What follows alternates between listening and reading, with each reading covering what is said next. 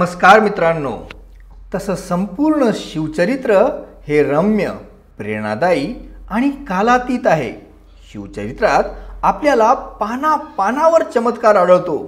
पण आपण जर इतिहासकारांना एक प्रश्न विचारला की शिवचरित्रातला अत्युच्च म्हणजे क्लायमॅक्स म्हणता येईल असा प्रसंग कुठला होता, तर भारतातल्याच नव्हे तर जगभरातल्या इतिहासकारांचं एकमुखानं मत असं येईल की तो म्हणजे आग्र्याहून शिवरायांनी स्वतःची करून घेतलेली सुटका. हे संपूर्ण आग्र्याहून सुटकेचं प्रकरण म्हणजे एक जिवंत आणि रहस्यमयी कादंबरीच आहे, जी आजवर सगळ्या इतिहासकारांना भुरळ घालते. मित्रांनो, जीवन म्हणजे माणसाचा त्याच्या परिस्थितीशी चालत असलेला अविरत संघर्ष आहे. या जीवनाच्या संघर्षात प्रत्येकाच्या आयुष्यात कधी ना कधी आग्र्यातल्या कैदेसारखा महाबिकट प्रसंग जरूर येतो. त्याचं आयुष्य उद्ध्वस्त करून टाकणारा पुरंदरच्या तहासारखा एखादा अपमानकारक तह त्याला परिस्थितीशी तडजोड करून स्वीकारावा लागतो. आजवर मेहनतीनं माणसानं जे जे काही कमावलं होतं त्यातलं बरंचसं काही गमवावं लागतं. स्वतःचा प्राणही धोक्यात येतो. ज्या व्यक्तीचं तोंडही पाहण्याची इच्छा नसते त्याच व्यक्तीला शेकडो मैल चालत जाऊन मुजरा घालण्याची पाळी येते. त्याच्यासमोर हात रुमालात बांधून शरण जाण्याची वेळ येते. आणि ह्यावेळी आपण परिस्थितीविरुद्ध थोडासा स्वाभिमान दाखवला, थोडीशी चिडचिड दाखवली तर तुम्हाला परक्या मुलखात, शत्रूनं वेढलेल्या मुलखात पूर्णपणे प्रतिकूल परिस्थितीत जखडून पडावं लागतं. ह्या प्रतिकूल परिस्थितीतून तुम्हाला बाहेर पडताच येऊ नये, तुम्ही संपून जावं यासाठी तुमचे अनेक शत्रू रात्रंदिवस तुमच्या विरुद्ध हिरिरीनं प्रयत्न करत असतात. पण अशा वेळी आपलं डोकं थंड ठेवून बुद्धिबळाच्या एकापेक्षा एक अत्यंत सुरस अशा चाली रचून स्वतःची सुटका करून घ्यायची. परिस्थितीच्या छातडावर बुद्धिमत्तेच्या जोरावर थैथया नाचून तांडव करायचं. निव्वळ स्वतःची सुटका नव्हे तर आपल्यावर विश्वास ठेवून आलेल्या सर्वांचीच अगदी सही सलामत मगरीसारख्या विळख्यातून सुटका करून घ्यायची. परिस्थितीला वाकुल्या कशा दाखवायच्या याची प्रेरणा आपल्याला हे शिवचरित्रातलं अद्भुत रहस्यमय प्रकरण देतं. मित्रांनो, आग्र्याहून सुटकेबाबत तुम्ही आजवर कधीही न ऐकलेले अनेक किस्से आणि गोष्टी मी तुम्हाला येणाऱ्या अनेक भागांतून क्रमशः सांगणार आहे. हा व्हिडिओ आपल्यासमोर सादर करण्यासाठी मी जवळपास 20 ते 25 ऐतिहासिक कादंबऱ्यांचं वाचन केलं आहे. तसंच कित्येक अशा ऐतिहासिक दस्तावेजांचाही संदर्भ घेतला आहे. छत्रपती शिवाजी महाराज आग्र्याहून नेमके कशा पद्धतीनं सुटले आणि कुठल्या रस्त्यानं महाराष्ट्रात आले याबाबत अनेक इतिहासकारांनी, इतिहास तज्ज्ञांनी जी वेगवेगळी मतं व्यक्त केली आहे ती मतं वाचणंही म्हणजे अतिशय मनोरंजक आहे. मित्रांनो, शिवकथाकार विजय देशमुख सर, शिवशाहीर बाबासाहेब पुरंदरे, दुर्गमहर्षी प्रमोद मांडे सर, इतिहासाचार्य वी.का. राजवाडे, सेतू माधवराव पागडी, गुरुवर्य कृष्णराव अर्जुन केळुसकर, शिवभूषण मान्य श्री निनाद पेडेकर सर आणि अशाच अनेक ख्यातनाम इतिहासकारांनी, इतिहास तज्ज्ञांनी शिवरायांच्या आग्र्याहून सुटकेबाबतची जी वेगवेगळी मतं व्यक्त केली आहे ते वाचणं, ते ऐकणं म्हणजे एक सुखद अनुभव आहे. इतिहास सांगताना तो सनावळीच्या वृक्ष स्वरूपात न सांगता मनोरंजनात्मक कथेच्या किंवा कथानकाच्या पद्धतीनं सांगण्याचा माझा नेहमीच प्रयत्न असतो. माझी तीच पद्धत मी इथंही वापरणार आहे. जर या सादरीकरणात आपल्याला काही उणिवा किंवा दोष आढळले तर ते सर्वस्वी माझेच आहेत. आणि जर काही चांगलं आढळलं ते सर्वस्वी इतिहासकारांचं, इतिहास तज्ज्ञांचं, महाराष्ट्राच्या त्या महान रत्नांचं आहे ज्यांनी आपलं संपूर्ण आयुष्यच शिवचरित्राच्या अभ्यासासाठी आणि शिवचरित्राच्या प्रसारासाठी वाहून दिलेलं होतं. तर सादर आहे आपल्यासमोर आपण कधीही न ऐकलेली आग्र्याहून सुटका.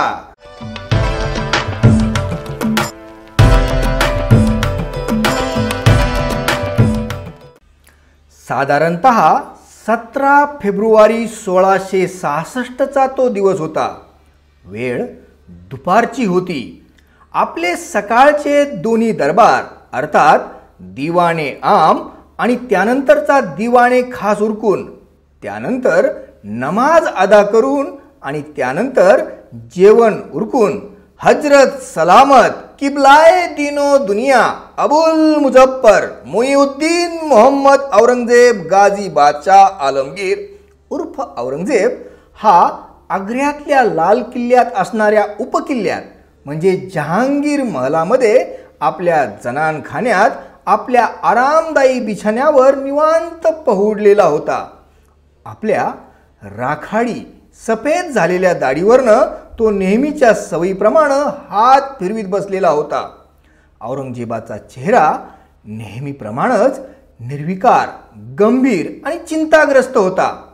मित्रांनो, आजच्या राजकारणात सुद्धा काही लोक असे आहेत, काही राजकारणी असे आहेत की त्यांच्याबाबत असं म्हटलं जातं की त्यांच्या चेहऱ्यावरून त्यांच्या मनात काय चाललंय हे कुणालाही कळणं निव्वळ अशक्य.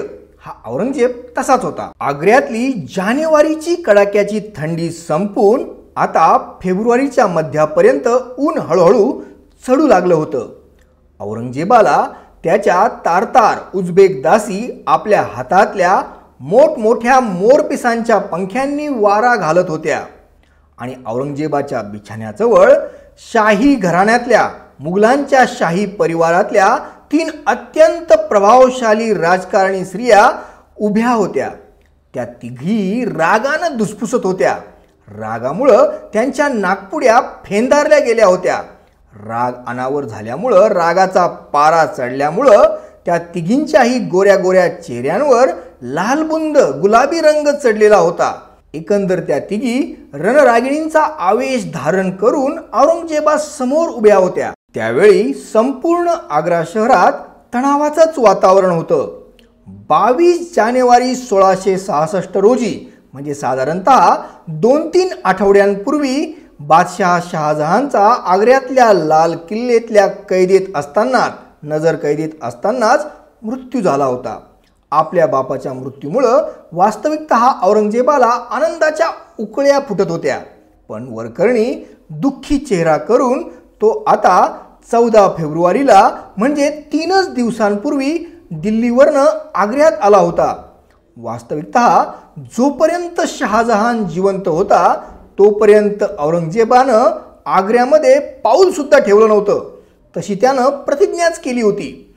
पण आता बाप मेल्यामुळं त्याला फार आनंद झाला होता आणि तो लगबगीनं आग्र्यात आला होता आणि पुढचे 7-8 महिने आग्र्यातच राहण्याचा निर्णय त्यानं करून टाकला होता. 3 महिन्यानंतर म्हणजे 12 मे 1666 रोजी चांद्रमानसी कालगणनेनुसार औरंगजेबाचा 50वा वाढदिवस येत होता. त्यावेळी मुघल बादशाह वर्षातून 2 वेळा आपला वाढदिवस साजरा करायचे.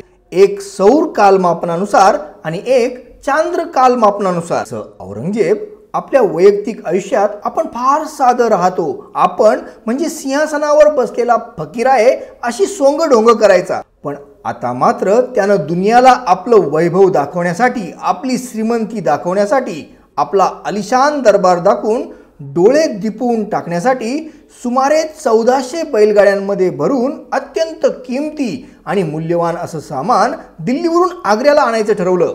त्यानिमित्तानं फरमान सुद्धा जारी झालं होतं आणि बैलगाड्या ते सामान घेऊन दिल्लीवरनं आग्र्याकडे निघाल्या होत्या.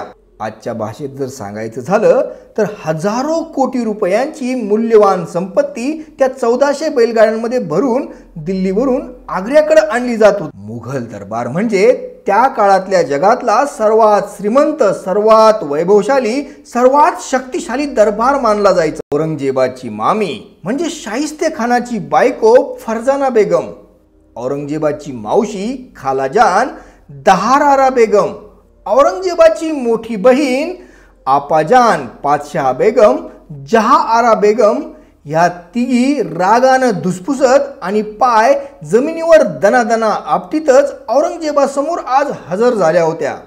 त्यांच्या मातम पुरसीची वस्त्रही अजून उतरवली गेली नव्हती, कारण शहाजहान मेल्यानंतरचा शोककाळ अजूनही चालूच होता. काल म्हणजे 16 फेब्रुवारी 1666 रोजी औरंगजेब ताजमहालात गेला होता आणि ज्या जागी शहाजहानला दफन केलं होतं त्या जागी जाऊन जियारत सुद्धा केली होती. या तिघींचा तो रणआवेश पाहून आज मामला गडबड आहे हे त्यानं ओळखलं होतं. बिलंदर औरंगजेबाला त्या तिघींच्या रागाचं नेमकं कारण काय होतं हे सुद्धा माहीत होतं, पण मनात असेल ते चेहऱ्यावर बिलकुल येऊ द्यायचं नाही या राजकारणी कलेत औरंगजेब अत्यंत पारंगत होता. त्या बिछाण्यावर धुसफुसत उभ्या होत्या आणि औरंगजेब नेहमीसारखाच गंभीर निर्विकार शांत चेहरा करून मुंडी खुपसून तसाच बसलेला होता. बराच वेळ गेल्यानंतर औरंगजेबानं आपली मान उचलली आणि त्यांच्यावर नजर टाकली आणि मग औरंगजेबाची मोठी बहीण बादशाह बेगम जहां आरा बेगम त्याला म्हणाली, जिल्लेल्लाही हमने सुना है कि आपने उस दक्खन के काफर मनहूस सिवा को बाइज्जत आगरे में मेहमान के तौर पर बुलाया है. क्या हमने सच सुना है हुजूर? यावर औरंगजेबानं काहीही उत्तर न देता नेहमीप्रमाणे आपल्या दाढीवरून हात फिरवला आणि तेवढ्यात बोट तुटक्या शाहिस्ते खानाची बायको म्हणजे फरजाना बेगम हिचा संयम ढळला आणि ती म्हणाली, हजरत जिल्लेल्लाही हमारी आपसे यह दरखास्त है कि खुदा के वास्ते हजरत सलामत ऐसा ना करे. उस मनहूस शैतान हैवान सिवा के नापाक कदम आगरे की पाक जमी पर ना गिरने दे. हमें आज भी वह 3 साल पहले की मनहूस काली रात याद है. आपाजान दहारारा बेगम भी हमारे साथ ही थी. हम पुणे के लाल किले में रह रहे थे. आणि मग दहारारा बेगम आणि फरजाना बेगमच्या डोळ्यांसमोर 3 वर्षांपूर्वी म्हणजे 3 एप्रिल 1663 रोजी चैत्र शुद्ध अष्टमीच्या दिवशी मध्यरात्री घडलेला तो प्रसंग पुन्हा एकदा जिवंत होऊन समोर उभा राहिला. तसं पाहिलं तर त्या अगोदरच्या 2-3 वर्षांपासून आयत्या बिळात नागोबा या न्यायानं शाहिस्ते खान आणि त्याचे सगळे कुटुंबीय पुण्याच्या लाल महालात अगदी राजी खुशीनं आनंदानं राहत होते. तिथून हलायची सुद्धा त्यांची इच्छा होत नव्हती. थोडक्यात सांगायचं झालं तर ते लाल महालात इतके खुश होते की पुण्याच्या आसपासची काय ती झाडी, काय तो डोंगर, काय तो लाल महाल म्हणजे एकूण शाहिस्ते खानाचं सगळं काम ओके मध्ये होतं. मग शाहिस्ते खानाची बायको फरजाना बेगम आपली कहाणी पुढे सांगू लागली. रमजान के पाक माह में हम आधी रात को गहरी नींद के आगोश में थे. तभी अचानक दीवारें चीरने की आवाज आई. काला तिलिस्म जानने वाला वो शैतान सेवा दीवार को फाड़कर अचानक बाहर आया और उसने अनंगी शमशीर लेकर कत्लो गारत मचा दिया. ऐसा कहर बरपाया कि सिर्फ ख्यालों से ही हमारी रूह आज भी कांप उठती है. खुदा के रहमो करम से हमें जलती शमाओं को फूंक मारकर बुझाने की सूझी और हमने फूंक मारकर शमाएं बुझा दी.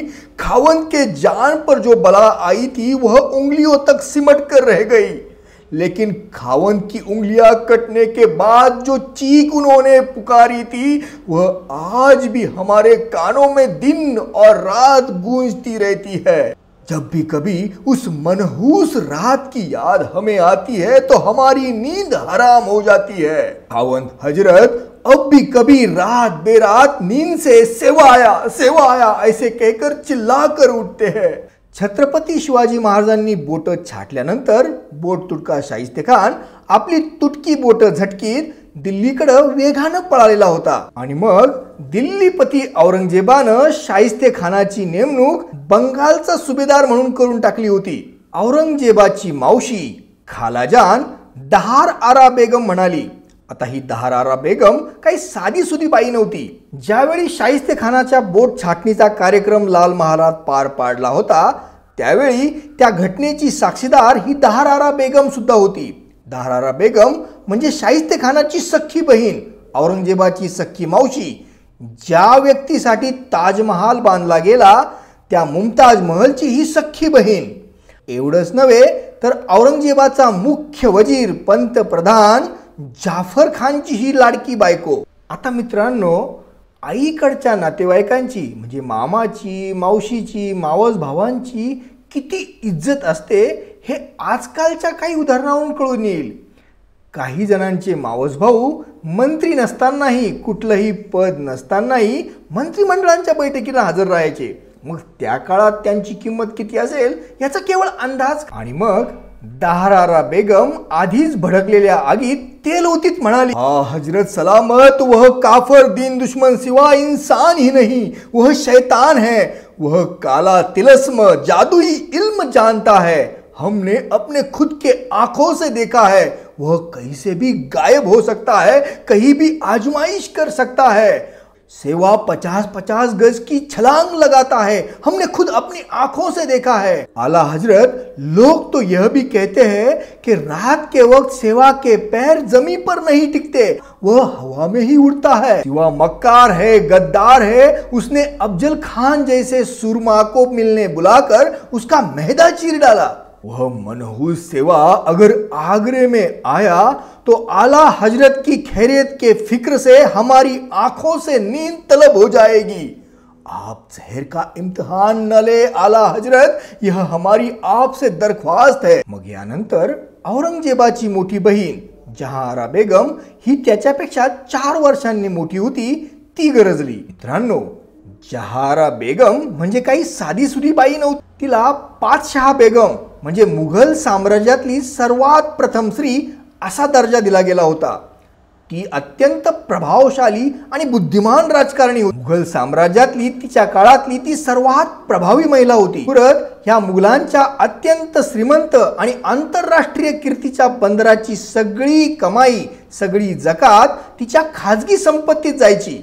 सुरत हे बंदर आणि सुरत हे शहर शहाजहाननं तिला बक्षीस म्हणून देऊन टाकलं होतं. तसं जहारा बेगमचा जनतेत अत्यंत उदारमतवादी, दानशूर, दयाळू, सुसंस्कृत, कवी हृदयाची महिला म्हणून फार नावलौकिक होता. लोक तिला फार सन्मान द्यायचे. मुमताज महल म्हणजे जिच्यासाठी शहाजहाननं ताजमहाल बांधला तिची ही मुलगी होती. आणि जहारा बेगम ही मुमताज महल पेक्षाही दिसायला खूप सुंदर होती असं त्या काळच्या इतिहासकारांनी लिहून ठेवलेलं आहे. आग्र्याच्या गोरगरिबांमध्ये तर ती फार लोकप्रिय होती. तिचा शब्द डावलणं बादशहासाठीही फार अवघड असायचं. जहारा बेगम आयुष्यभर अविवाहित राहिली आणि आपल्या बापाच्या सेवेत मग्न राहिली. अशा जहारा बेगमचाही छत्रपती शिवाजी महाराजांवर प्रचंड राग होता आणि त्याचं कारणही उघडच होतं. अरे 2 वर्षांपूर्वी म्हणजे 6 जानेवारी 1664 ते 10 जानेवारी 1664 या एकूण 5 दिवसांमध्ये शिवरायांनी सुरत ह्या अत्यंत समृद्ध आणि श्रीमंत शहराला मनसोक्त धुतलेलं होतं. शाहिस्तेखानानं महाराष्ट्राच्या जनतेवर जेवढे काही अन्याय केले होते, जेवढी काही जाळपोळ लुटालूट केली होती, त्याची सगळी खरडपट्टी महाराजांनी तिथं काढली होती. सुरत शहरात राख रांगोळी झाली होती. सुरत शहराची बदसूरत झाली होती आणि सुरत शहराचा धूर दिल्लीपर्यंत पोहोचून औरंगजेबाचं तोंडही काळं झालं होतं. त्यावेळची जागतिक महासत्ता असणाऱ्या मुघल साम्राज्याची छत्रपती शिवाजी महाराजांनी आंतरराष्ट्रीय नाचक्की केली होती. त्यांची सगळी इज्जत पार धुळीला मिळवलेली होती. त्यामुळे ह्या जहारा बेगमचं प्रचंड मोठं आर्थिक नुकसान झालं होतं. त्या नुकसानीतून सुरत शहर अजूनही उभं राहिलेलं नव्हतं आणि त्यामुळं सुरत शहरातून मिळणारा महसूल हा जहारा बेगमच्या खात्यात जमा होत होता आणि तो अत्यंत तुटपुंजा होता. त्यामुळं तिनं महाराजांवर दात ओठ खाऊन राहणं स्वाभाविकच होतं. शिवाजी नावाची व्यक्ती जिवंतच राहता कामा नये असं तिचं स्पष्ट मत होतं. माँ बदौलत की मुगलिया सल्तनत को तख्ते ताऊस को सेवा से बड़ा खतरा है. मेरी राय में तो उस मनहूस सिवा को आगरे में आने की इजाजत नहीं देनी चाहिए, बल्कि उसे तो रास्ते में ही, दक्कन में ही जहर देकर कत्ल कर देना चाहिए. इस मगरूर भूमि की जागीर को जब्त कर लेना चाहिए, तबाह कर देना चाहिए. इस शिवा का तो ऐसा हश्र किया जाना चाहिए कि बगावत करने की सोचने वाले भी उस हश्र को देखकर कांप उठे. आता मित्रांनो, औरंगजेब जरी बादशाह असला म्हणून काय झालं, घरच्या महिलांना तोंडावर नाही म्हणण्याची हिंमत त्याच्यात सुद्धा नव्हती. ह्या बाबतीत तो सामान्य माणसांसारखाच होता. मग अशा वेळी आपण सामान्य माणसं जे करतो तेच औरंगजेबानं केलं, म्हणजे थातूर मातूर उत्तर देऊन वेळ मारून न्यायची. मग औरंगजेबानं उगीच हू करून मान डोलावली, म्हणजे तो स्पष्टपणे हाही बोलला नाही आणि स्पष्टपणे नाही बोलला नाही. औरंगजेबाच्या मनात काय चाललंय हे कळण्याचा कुठलाही मार्ग ह्या तिघींकडे बिलकुल नव्हता. त्या तिघीही औरंगजेबानं आपलं म्हणणं ऐकलं आणि हू करून उत्तर दिलं एवढ्या एकाच गोष्टीवर समाधान मानत परत गेल्या. औरंगजेब शिवाजीला बोलावणार नाही याची त्यांना पूर्ण खात्री होती. आणि याच वेळी शिवाजीला लवकरात लवकर आग्र्याला आपल्या भेटीला पाठवून देण्याचं फरमान त्यानं मिर्झा राजा जयसिंगाकडे दख्खनमध्ये पाठवून रवाना सुद्धा केलं होतं. लबाडा घरचं निमंत्रण दख्खनच्या वाटेवर होतं. मित्रांनो, अशाच सुंदर सुंदर कहाण्या आणि किस्से ऐकण्यासाठी आपण माझ्या YouTube चॅनलला भेट द्या. आपल्या प्रोत्साहनाची मला गरज आहे. मला प्रोत्साहन देण्यासाठी आपण माझ्या YouTube चॅनलला सबस्क्राईब करा. माझ्या व्हिडिओला लाईक करा, कॉमेंट करा आणि शेअर सुद्धा करा. आपले खूप खूप धन्यवाद.